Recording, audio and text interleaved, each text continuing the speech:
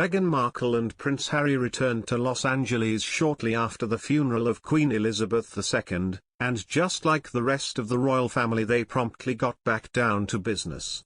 Meghan's Spotify podcast debuted back in August, but it went on hiatus during the family's period of mourning.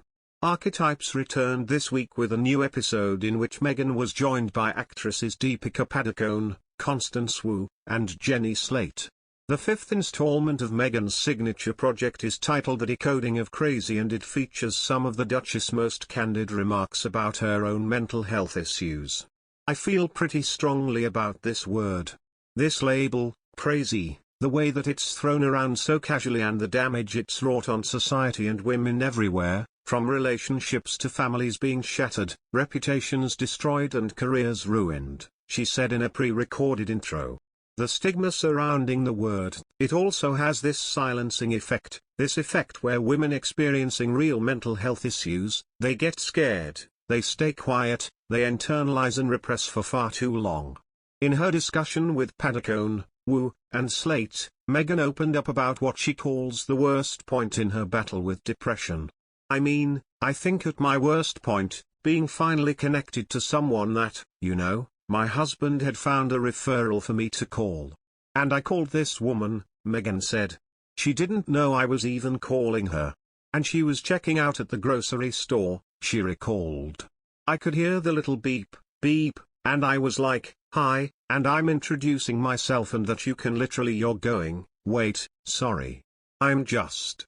Who is this? And saying I need help. And she could hear the dire state that I was in.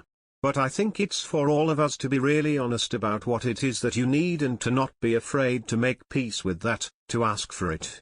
Meghan previously mentioned this dark period in her life during her 2021 interview with Oprah Winfrey. I was ashamed to say it at the time and ashamed to have to admit it to Harry. But I knew that if I didn't say it, then I would do it, she said at the time. I just didn't want to be alive anymore, Meghan continued. That was clear and real and frightening and constant thought. Thankfully, unlike Harry's mother, Meghan had a supportive spouse and access to mental health care. Once again, the Duchess is delivering a lie message.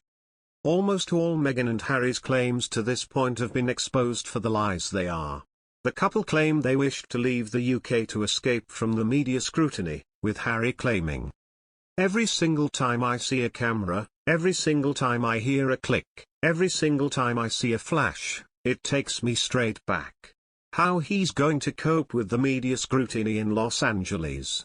If anything, the Americans have it worse than British celebrities.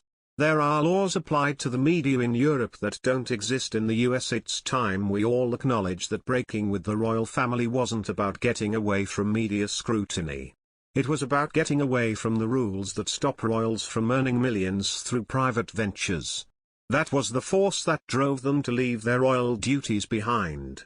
Just as it was the driving force in the decision to risk their child's health to travel during the coronavirus pandemic.